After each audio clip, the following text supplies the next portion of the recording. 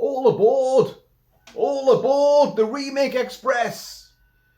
First stop, the creature from the Black Lagoon! Hey folks, Kilt-Man here, Kilt-Man at your services. How are you all? Hope you're all doing very, very well. Now, say a quick hello to the lens flare which has crept in above my head. There it is, there it is. Now, hope you're all doing very well, by the way. Remakes. Oh God, I've been on about these for years now. We're always inundated with remakes, reboots, retweaks, reimaginings, prequels, sequels, threequels, quadruplequels, just alternate timelines. Hollywood has no originality. And there's loads of remakes of classic movies on the way. Some have been made, but they're sitting on the shelf. We'll talk about those in another video. Some are just being mooted and they're gonna happen, but we need some more, revenue. Please, someone invest in us and we can get the movie out there. And there's plenty which are completely unwanted, unnecessary, unneeded, and will be despised from the word go. But then there's this one, which genuinely I think can work. And I don't want to sound hypocritical or contradict myself on my own opinions about remakes, but sci-fi, fantasy, horror movies from the 1950s especially, the creature features, can be redone. Before we talk about this one in particular, we have another one which I've talked about beforehand. Michael Giacchino, who is actually a film composer, but he did a Marvel short movie last year, 2023, Werewolf by Night, the old comic book strip, Werewolf by Night. He did it like a 55, maybe 59 minute short movie, which I have reviewed in black and white, blisteringly gorgeous noir black and white, and then it filtered into colour at the very end. But it was great. He's a composer who's now a film director, and he wants to make one of my favourite 1950s sci-fi fantasy horror movies of all time. Them, that's them with a big exclamation mark, about giant ants, irradiated atomic, humongous sized giant ants in the New Mexico desert that go on a rampage and then get into the storm drains of LA. I have reviewed it. I've done a commentary track for it as well, I do believe. Someone can remind me afterwards. I lose track of all these videos now, I really do. Now he's going to do a remake of that. Some would say, well hang on, it was remade as Aliens. And yeah, you'd be pretty on the money there, because Aliens is pretty much a remake of them. But also Starship Troopers kind of took the idea of them, but took it to a different planet and made it more gung-ho. But the idea, the basic premise is still there. So I'm not averse to that. And here's another one from the 50s, the creature features, a universal creature feature, the creature from the Black Lagoon, directed by Jack Arnold, the great Jack Arnold, who did so many creature features. He did Tarantula as well, my God. And can you imagine that getting remade? Arachnophobes, beware. But 1950, when was it? 1954 was Creature of the Black Lagoon. And again, I have reviewed it very extensively. And it's a great movie. It's an expedition into the deep Amazonian rainforests and the Amazon River, and they find the Black Lagoon, where there has been sightings and fossils of a gill-man. Yes, the gill-man. And this expedition, they've brought along the gorgeous Julie Adams as well, who wears a 1950s swimsuit, but she's a 1950s lady with 1950s curves, and oh my God, and she goes swimming across the Black Lagoon, and underneath her, seductively swimming in synchronicity with it, is the gill-man, which was of course cunningly refilmed in Jaws with the Chrissy Watkins in the opening of Jaws goes skinny dipping, and the camera, being the shark, is underneath her and watching her as she swims across the glacial moonlit surface. And that was a homage to Creature from the Black Lagoon. And of course, this exploratory team incurred the wrath of the Gill-Man, who's been living there for eons. Or is it aeons? I never know. And yeah, he goes on the rampage. He's got the hots for Julie Adams, and who can blame him? But also, these people have invaded his territory, so he's going to put his big webbed hands and claws into their faces and fucking tear them down and do all sorts of carnage. It was filmed in 3D, and to this day, even with the 3D films that you've had in the multiple times that 3D has had revivals throughout the decades of cinema, Black Lagoon is perhaps still the greatest exponent of 3D. You've got stuff that really comes out at you like that, to the point where you are looking over your shoulder, like, my God, and in your face stuff, and depth of field. It works. To watch it in 2D is great, but you're not getting the effect that the film was meant to have. It was filmed for 3D. It spawned 2 sequels, The Revenge of the Creature and The Creature Walks Among Us. Now, Revenge of the Creature was also filmed in 3D and is spectacular as well. And it had Clint Eastwood. A young Clint Eastwood, before he did the Dollars trilogy, before he was known by anybody, he was literally a lab assistant who loses a laboratory rat, and finds it in his own pocket, in his white coat, his lab coat. There it is. He was also in Jack Arnold's Tarantula. He's the guy that destroys the super-sized tarantula, which is descending on the poor town and coming down the highway. But he's in one of the Air Force jets that napalm this thing. It's him. Giant spider. That's him. That is Clint Eastwood. And then you had The Creature Walks Among Us, where he's brought on land and they modify him. They try to make him a proper human being. They genetically modify him, surgically change him around. And of course, he doesn't like that. And it's a very tragic movie as well. But the first 3, those 3 Creature from the Black Lagoon movies are excellent sci-fi, great fantasies. The first one is an absolute bona fide classic. Second is great. Third is slightly different, but at least they did something different, and they're brilliant. I love them. Over the decades, literally dozens and dozens of people have tried to remake The Creature from the Black Lagoon. And I'll just get a little rundown of all the people. You'll know many of these names, and you'll wonder, if only they've got to do it using the effects of the time. And think about some of these names. John Landis, American Man from London. Rick Baker, he wanted Rick Baker to do the effects, and oh my God, John Landis, never happened. John Carpenter, yes, John Carpenter, Big John, demigod John Carpenter was going to do it as well. Apparently a couple of times with John Carpenter, it came around again for him. And he wanted to use Rick Baker, and then of course he got to know Rob Bottin really well. The Fog, The Thing especially. And that could have been amazing. And John Carpenter is a massive, all these guys, by the way, are massive fans of the original movie. But John Carpenter was like, he revered it, and well, never happened. Peter Jackson. Oh, before we get to Peter Jackson, oh God, Joe Landis, is it Joe Landis? The Howling. Oh my God, I've not even been drinking, but anyway, Landis from The Howling, who's Rob Bottin as well there. He had a shot at doing it, and that never transpired.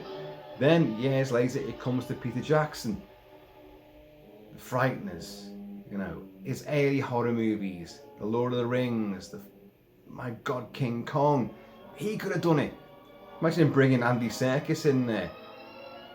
Never happened again. Who else do we get? Ivan Reitman, Ghostbusters and all that. Wanted to do it. Not sure how far along the line that got, but it didn't work out in the end. A fella called Gary Ross had a go at this. Now he had a go at it twice, and again, never got off the ground. Guillermo del Toro, yeah.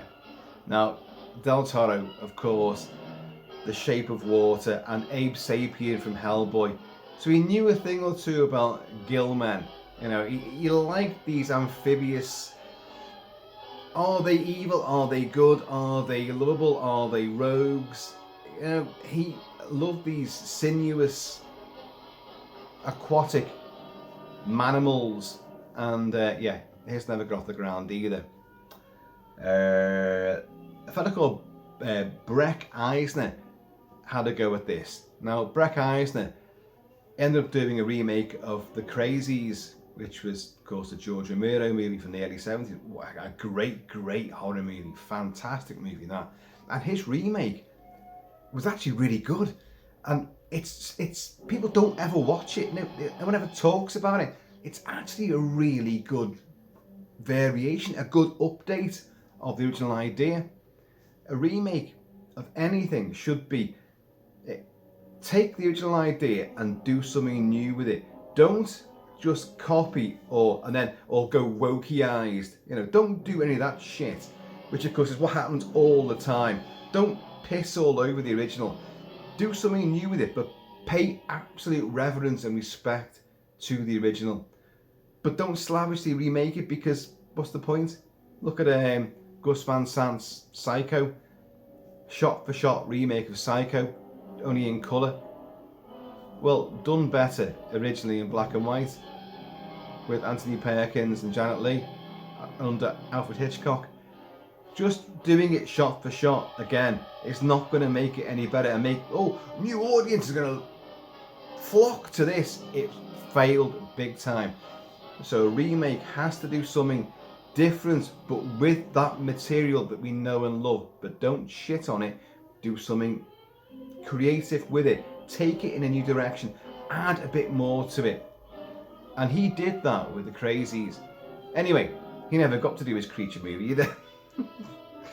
Then we got Carl Eric Rinch, I think his name is. That never happened. And there's other people as well who try to do it, because The Creature of the Black Lagoon is such a huge fan favourite, a universal creature feature, which every generation that discovers it loves it. It is very atmospheric, there's action aplenty. You've got the underwater photography. Rico Browning is the guy in the Gill-Man suit underwater. It is, hang on a second, I've got his name here somewhere. Ben Chapman plays him on land. So it's a different suit for on land and a different guy playing it. But Rico Browning was the guy for underwater, and he was in the other movies as well for the underwater footage. And his sinuous movements, his gliding, athletic, sort of very agile, graceful movements is what paints it as being real. You believe that it's not a guy in a monster suit. That's a real living creature. The way it moves, it's just phenomenal. So anyway, all these guys never got their versions off the ground or out the water, and now we've got James Wan. Insidious, Saw, The Conjuring. The guy's pedigree in horror is pretty bloody good. Critically lauded and very, very commercially successful as well. And he knows a thing or two about water-based operatics. He did both Aquaman movies. Now the first Aquaman movie I love. Momoa, my man Momoa. I actually genuinely love that movie. Second one, no, I don't love it. I think it's got its moments. It looks great, but I wasn't fussed on it at all. But he can work with people underwater. He's proved that. So he did a Fast and Furious. It was Fast and Furious 7, something like that. Did that as well. And he's a prolific movie maker, director, producer. Gets involved in writing as well. And he is now on board for The Creature from the Black Lagoon remake for Universal. And Universal are really determined to get their Monsterverse up and running. Yeah, it didn't work. Back in, was it 2017? 16, 17. Tom Cruise, little super running Tom Cruise, running all the time, running everywhere, this way, that way, back again, upside down and back to front, running. They had him for The Mummy. Oh God, and how god awful was that movie? It was a tragic mess. Yes, you had Russell Crowe there as Dr. Jekyll, and obviously he was going to become Mr. Hyde at some point. And but the idea was to link that movie with a lot of other old, well, revamped horror movie icons from the Universal back catalogue. But the film flopped big time, so it never happened. But they didn't give up, did they? They brought Leigh Whannell in to do a remake of The Invisible Man. I wasn't massively fussed on that movie, I'll be honest. I thought it was okay, but I wasn't fussed on it. I think it took a few radical departures, but again, that's the point of a remake. Don't slavishly follow what went before. Take the basic idea and go somewhere new with it. And it went down really well with the audiences and with the critics as well. So, you know, go figure.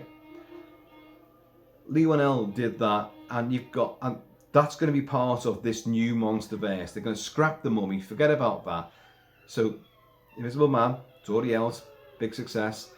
We've got Leigh Whannell is also directing The Wolfman. And everyone knows The Wolfman is my hero. The Wolfman is my guy, my fair baby. That's the thing that's always floated my boat. Werewolves. And they've done an updated remake. It's not a remake, it's just The Wolfman, but told in modern day. And it's a massively different story to the 1941 Lon Chaney Jr. and George Wagner original. And of course, the Steve Johnson remake in 2010, which was a remake of that movie with Benicio del Toro, which I love. Badly flawed film, whichever version you watch, but the version should be the extended cut. But the extended cut, because of those extra scenes, actually creates plot holes and continuity errors, because it combines elements of the theatrical cut and the extended scenes, and if you watch it, it doesn't actually work out. But it makes up for it because it's so exuberant and gory and bravura and great makeup effects. Shit CG, but great makeup effects. And I do love that movie. I've talked about it many, many times. So now you're getting a new version, and Leigh Whannell's directing that as well. That's going to come out in October time this year, 2024.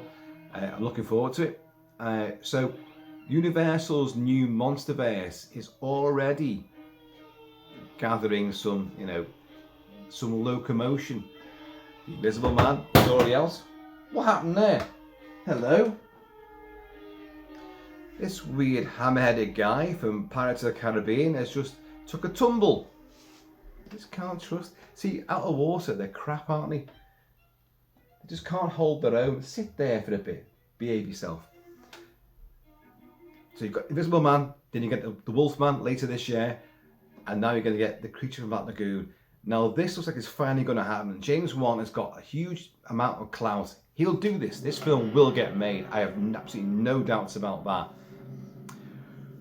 Thing is, will it be set in the 1950s? I doubt it. It'll be a new version. It'll be a modern day version. Of course it will. Will they film it in the water? Unlike Aquaman and unlike Avatar and all that stuff, like, is this going to be CG? Well, that can still work really well. I'd like to see genuine lagoons and genuine Amazonian rainforests and rivers Film it on location would be unbelievably cool. Will it be sexy? Julie Adams, in 1950s, Kilt-Man was after her. He wanted to kill the men, but he was interested in her because, ooh, I've never seen this sort of thing before. Me likey, you know, and his gills are going, ooh, you know, and his eyes were going, oh, look at that. So, are you going to keep that kind of idea, the expedition there? There was, well, it's out now. There's a limited 4 edition comic book run, which is a sequel to the original Creature of the Black Lagoon. It's set, I haven't got it by the way, I just know of it. It's set, I think, not quite modern day, but it's certainly set long after the original movie. But it combines a serial killer and a female FBI hunter trying to track this serial killer down to the Amazonian rainforest and the Amazon River. And well, she'll encounter not only the serial killer, her quarry, but also the Gill-Man. A limited 4 edition run. There is a comic book edition adaptation of the original movie which came out back in the 90s, which is wonderful. But that's not the story of this new movie. This new movie could well be just, you know, an expedition going to the Amazon to try and find this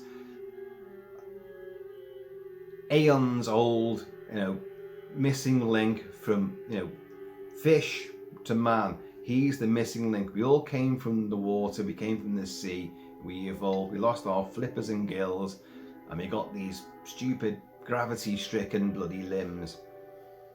And we become air breathers. But the Gill-Man is that stepping stone between the fish and us. But he's savage, you know, he's primitive, he's primal. So you've got that. And James Wan likes his horror. So he likes the thrills, the suspense, and, you know, and you'll get a lot of effects. CG, I would presume predominantly, but you're going to get a creature, a proper creature suit, pure prosthetics. You're bound to get that. He's not going to let us down with that. Surely to God he won't do that. I mean, even like, you know, Peter Jackson, not Peter Jackson, Guillermo del Toro with his Gill-Man, Abe Sapien, you know, there was a proper suit there. And you had Doug Jones, who's the big spindly guy. Would they get him again to play? Because he was in The Shape of Water as the sort of Gill-Man in that. The romantic fantasy, which is a great movie actually. It's a bizarre film, but it's great. And it clearly owes its roots to the Creature of the Black Lagoon. And it's the Gill-Man all over again, mixed with Abe Sapien. And if James Wan can concoct that with a guy in a suit with great visual effects, real water effects as well, or just outstanding CG aquaticness, then you know, you're onto a visual winner. Would you do 3D like the original movie? 3D's gone and died again, hasn't it? But I'm a huge fan of 3D. I still watch many movies in 3D, and Creature is by far one of the, if not the greatest. Some of the effects in that, even if it's black and white, gives me say, even though it's black and white, that doesn't make a difference. The depth of field, the stuff that comes right out at you, you know, is incredible. It's vivid, it's in your face, literally. So would they ordain to do 3D again? Probably not. But James Wan, you know, he does push the boundaries of effects and stuff. So it'd be great to think that he might do something like that. Would it be like a proper hard R rating? Because the Creature he mangles people. Those big webbed hands of his and then big claws, he gets people's heads, and like their heads are they're literally like a peanut in his hands, and he crushes them. And he's great. Something buzzed around there then, didn't it? Yes. the creatures of the night have intruded. They're drawn by that fucking lens flare. Because dickhead, he left the back door open, didn't he? No. Anyway, but remakes, I do despise remakes as a rule. But the thing is, as I explained a bit earlier, with them, you can do a remake of these older movies. Keep the basic idea alive. Maybe change the cast up a bit. But them is about our reaction, the West's reaction to atomic warfare, the nuclear family, the nuclear age coming in, and we've opened the doorway to an entire new universe, and we don't know what we're going to find there. The fusion and all that. We broke the atom and done whatever we did with the nuclear blah blah blah blah blahs, and suddenly but nature, how's that going to react to it? So suddenly things get outsized, and it's a great idea, and it's about our fears of scientific advancement, warfare, technological warfare, and who's got the greatest weaponry and what they're going to do. And it's Cold War threat. Now, in this day and age, you've still got that kind of fear. Who's got what kind of weaponry? Who's doing nuclear testing over here? We've got enemies all around the world, and it's very, very unstable and volatile. So that's just for us. But what about nature, the ecology and the environment? If that gets stricken with irradiation, do all our old fears come back again? I mean, we all got well, not all of us, too many of us got, because of that COVID thing, that pandemic. Do you all remember that? I do. And I've never been the same since those jabs. Hey, not throwing that in there. Well, I am. Because that could be the take that modern people now, modern civilization and society have been through various things. Wars, pandemics now, and vaccines, and the whole backlash about all this. So them and a throwback in a Black Lagoon, you can work with these things and give it a new modern day slant, with all our fears now foisted upon that creature. So I can see them working, and I can see Creature of Black Lagoon working as well. And a lot of these older, like 1950s especially, horror movies can be remade. Obviously, you can revamp the effects. You can make them more explicit, more graphic. And I know what you're thinking right now. Oh, they're gonna make them more woke. Well, yeah, we can but pray that they don't do that. But that's totally out of my hands. And I don't think James Wan. Is James Wan? He's not a wokey eyes director, is he? I don't think so. His Insidious, Saw and Conjuring movies certainly aren't like that. So, by the way, I'm a massive fan of The Conjuring. The first Conjuring is outstanding. I am not a fan of the second one, which I thought, well, I know every single scare is coming. Whereas The Conjuring, the first one, blew me away consistently. Bam, bam, bam, bam. Every fucking shot worked for me. And I grew up, I'm 55. From an early age, a young age, sitting on my mum's knee watching horror movies on Saturday night double bills. I knew horror movies, I knew all the tropes, and I know them and I love them, but I'm used to them. I'm immune to most of them.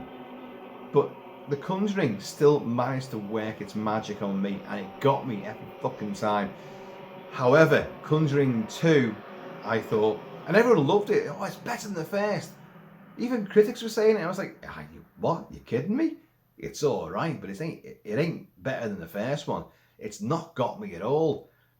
And of course, it then spawned the bloody Nun stuff. Oh God, the Nun. Oh God Almighty!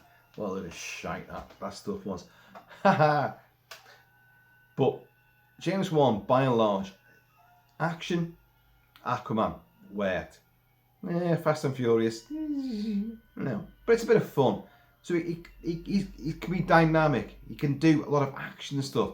He can direct large bunches of people who've got great fucking egos. So if you can do that, and he can do close, insidious, haunting, claustrophobic, intense, grueling horror, Saw as well. I mean, come on. He's the best kind of guy to do this movie. Okay, John Landis would have been outstanding, but he'd have brought a lot of humour to it as well. I would have thought along the lines of American Werewolf, especially, because I don't think he could keep that style out of his movie. John Carpenter, yeah, that would have been something to really savour, especially after doing The Thing. He would have been right on the cusp of like, look, I am now the monster movie guy. I've created Michael Myers. I did The Fog, and The Thing. Now I'm doing The Creature. Oh my God, The Gill-Man could have worked, but The Thing died a death at cinemas, and Universal pulled the plug on him completely. Peter Jackson, yeah, but you'd have had massive flyovers, lots of CGI landscapes and people scurrying about. It would have been huge and overblown. I don't think Peter Jackson can do the old small, low budget horrors which he made his name with. Bad Taste, which is outstanding. Brain Dead, which is just unbelievably good. And The Frighteners again is a nice small Meet the Feebles. We've got that as well, sitting on the periphery. But Peter Jackson has been saying for so long now, I want to go back to low budget horror, but he isn't doing that. He isn't. No, he's going to continue with big stuff like Ivan Reitman. Well, that ain't gonna happen. Regardless, Gary Ross, no. Del Toro, yeah. But Del Toro, I've got a feeling, because with his infatuation with Abe Sapien and the Gill-Man in The Shape of Water, he would have had an intense love affair with the creature. So it'd be more sympathetic. You're meant to feel sympathy for the Gill-Man, because the white man, as usual, has encroached on his turf, invaded, and is inflicting himself. He's putting his face, his snorkel, into the Gill-Man's face. That's my lake, it's my lagoon, you can fuck off. So I'm going to kill you, and I'm going to do something else to you, the one that lovely 1950s bathing suit. This is the soundtrack to The Creature of Black Lagoon. Hans Salter, great score. And anyway, so I think Del Toro would have took it, he made it more consumer friendly. It would have been Hellboy, it would have been lighter, the horror would have been sort of sidetracked and downplayed, I think. Brett Eisner for The Crazies, yeah, well, I mean, I don't know anything else that he's done, to be honest, and I've probably got other films of his sitting on the shelves out there, but I can't think of anything else that he's done right now. So, but The Crazies was a great remake. So that's a guy that knows how to take original material and bring it into the modern day and still keep that visceral quality, that dynamic verve, make it shocking, make it poignant, make it matter. And he did it really well. Carl Eric Rinch, no idea. So we're back to James Wan.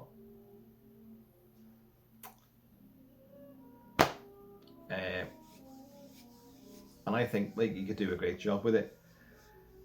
What else? You've had the Gill-Man, you've had Monster Squad, you had one come back there, Fred Decker's awesome Monster Squad. Wolfman's got nards, yes, we all fucking know he's got nards now. But you had Dracula, you had Frankenstein's monster, you had the Mummy, you had the Wolfman, and you had the Gill-Man. And it was a great creature, creature suit, man in a suit, but it was a great effect. And he did pull someone's head off as well, like, if I remember rightly. But it's a great movie.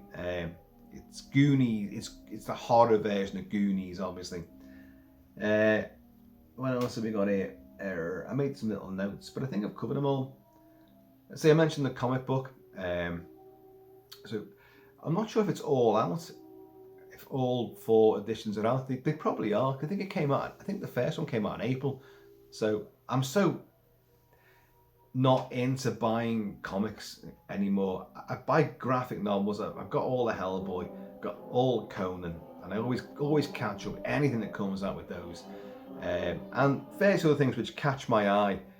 But other comic books, I hear about them after the event, and they've gone. But I got bitten by the whole thing with the Escape from New York. Is it Boom Time? Did Escape from New York, Snake Plissken follow on, and it was utter tripe. Absolute, some of the worst thing, the graphics, the actual artistry, the colouring, the artwork was garbage, and the stories were absolutely tripe. It was awful. How it bared the name of Escape from New York is beyond me. And they also did, a Big Trouble in Little China follow on as well, which was just as crap. No. And it really stung me, and I thought, I'm not going to do this. I'm not going to buy any of these comics which tie in movies ever again. Like, I know you've got all your Aliens, and you've still got tons of Predator stuff as well, which comes out all the time. And I've got many of those, and they are good. They are good. And Batman, obviously, love Batman. There's still plenty of Batman. And Tarzan as well. I like Tarzan comics as well. Cheers, y'all. I mean, tea's gone cold, but hey, what the hell.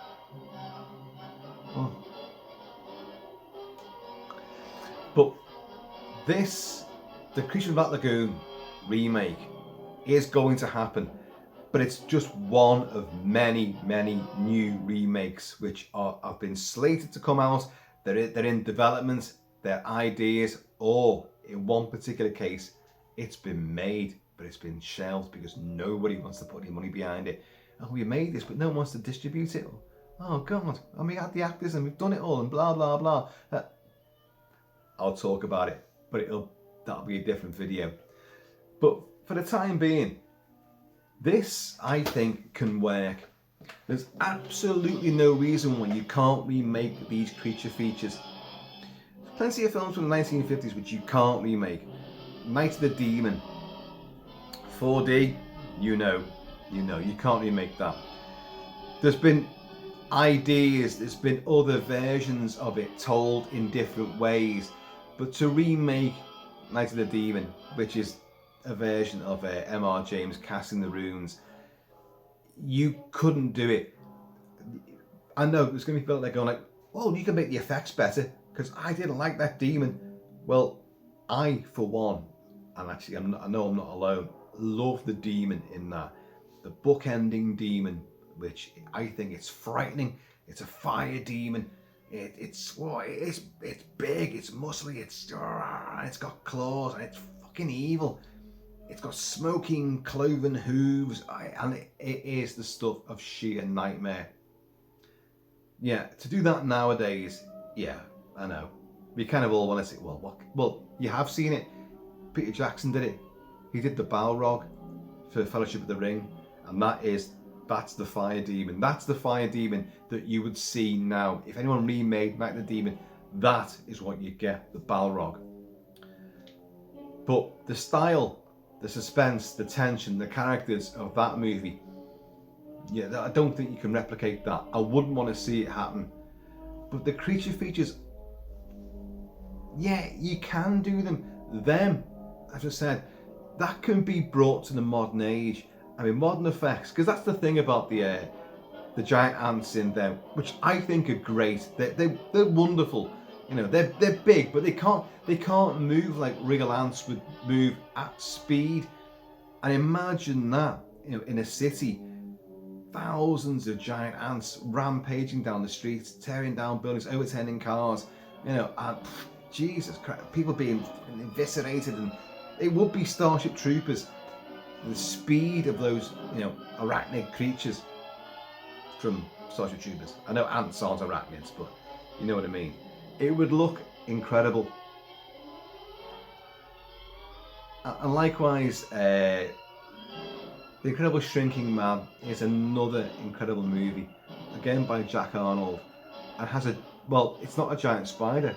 It's only a giant spider because our hero is the incredible shrinking man, and he shrinks down to little man trapped in his own cellar, and the cellar spider now becomes a huge Shelob-sized, monster, and it goes after him, and he has to battle that.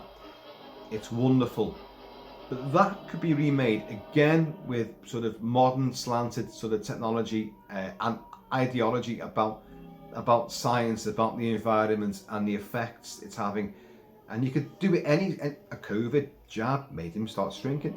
You could do anything with it. And again, you'd have the spider. And audiences that know, this is the great thing about films like that. You'd be like, okay, you go through all the drama of him getting smaller and his wife still looking after him, and then they make little dolls houses for him to keep him happy and comfortable. But the family cat becomes a predator as well. He can't trust his own pet anymore. And then we all know at some point he's going to end up in the cellar, and that spider's down there. God almighty. It could work, and you could have an entire half of the movie would be his battle with the spider. But there's a lot of stuff you can do. I mean, this is what I'm saying about 1950s stuff. Can be remade. The themes were revolutionary at the time. It was about science, it was about the atomic age, a lot of these movies, and things from another world and all this. And yeah. You could revamp the ideology, the mindset of the characters, but for today's outlook. So that would tweak people's personalities and the situations and scenarios they find themselves in. But the basic threat and the basic idea is still monsters, creature features, and you could be more explicit as well. Come on, I'm on board for James Wan's Creature from the Black Lagoon. I think it could work. I hope it works. Just keep it nasty. And although Clint wasn't in the original Creature, he was in Revenge of the Creature, the first sequel. Wouldn't it be great to have a Clint Eastwood cameo? He'd be some aging professor in a wheelchair. Just have him for a literally 30-second sequence, giving a lecture. Think James Whitmore. James Whitmore was the star of Them. He's a Texas Ranger who becomes a state trooper, who becomes embroiled in hunting down the giant ants and joining the FBI and firing bazookas, and he will make a self-sacrificing last stand to save a couple of kids in the storm drains of LA, and he's wonderful in it. The film The Relic by Peter Hyams came out, when was it? Mid-90s, with the Cathoga monster. Oh my god. And James Whitmore, the guy from 1956's Them, plays an old professor in a wheelchair in that. So you could do it. You could have Clint as maybe his final acting role in a cameo in Creature from the Black Lagoon. You heard it here. You heard it here first, folks. God. Cheers, y'all.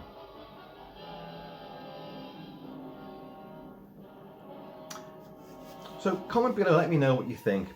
We're going to talk about a lot more remakes which are on the way, and most of the rest of them, my boot heel is going to go down like, we don't need you, we don't want it, you are unnecessary, you're unwanted, you're never going to work. And some of them, if you don't know about them, you're going to roll your eyes, you're like, oh, how the hell can you possibly remake this? Well, we'll discuss. But this, I think, it's got gills. It can work, it can breathe, it can go someplace. Just keep the idea and have a great big scary monster that kills people, up the body count, give it loads. And the other thing I should have said earlier, this new Monsterverse thing with Invisible Man, Wolfman and the Gill-Man. A lot of something man. Everything's a man. You want to make it woke? Well, it should be, you know, the Gill non-binary lesbian, you know, human identifying as a tortoise creature. I don't fucking know. Where was I going with that? But Invisible Man, Wolfman, and this are not connected. Universal have said this, that we're not trying to. The original thing, the Monsterverse, they were going to try to connect it all together to try to compete with Marvel and DC, and that it didn't work. Their first movie, The Mummy, was a complete and utter flop. But they've now realised, okay, no, we're not going to connect them all. They will be standalone films, just remakes of our original classics, our old masterpieces. I'm okay. I'm on board with that. But but be careful, because you're treading on sacred ground, your own sacred ground, and I would presume that they're not going to want to mess these things up. But they did mess up The Mummy. Oh yes, of course they did. Damn it. Well, we'll see, won't we? No idea when this is going to come out, because they haven't made it yet. It's just in development, but it's going to happen. It's massively been greenlit, and Lee Whannell, what's his name again? James Wan. James Gunn is the other guy, isn't he? He did blah blah blah and blah blah blah, but James Wan is going to do this. So hey ho. And I'm going to split before I make any more gaffes. So folks, I have been always shall be Kilt-Man. Please, in the meantime, and it's ever like, let's dive below the surface of the Black Lagoon in between time. Please keep it kilted, keep it Celtic. And I'm going to see you all.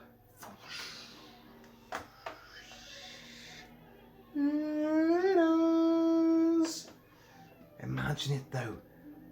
Beautiful location work, exotic. Deaths aplenty, little ships going down this grimy Black Lagoon, palm fronds and all sorts of foliage, aquatic life, and then the big bastard comes out and you find his subterranean cave, and you're gonna have a modern babe. Oh, am I being sexist? A modern babe in her bikini. You know what's going to be now? I've just realised it's going to be the Gill-Man meets Love Island. It's going to be a reality TV show where they're copping off with each other, and then the Gill-Man makes an appearance. Oh no! If that's it, no, the ultimate horror. Gill-Man, kill them all. Kill them all. Humanoids from the deep style by kill the men, rape the women. That's what these amphibious bastards do, you know. Anyway, folks, I'm going to see you all next time. Fish and chips, anybody?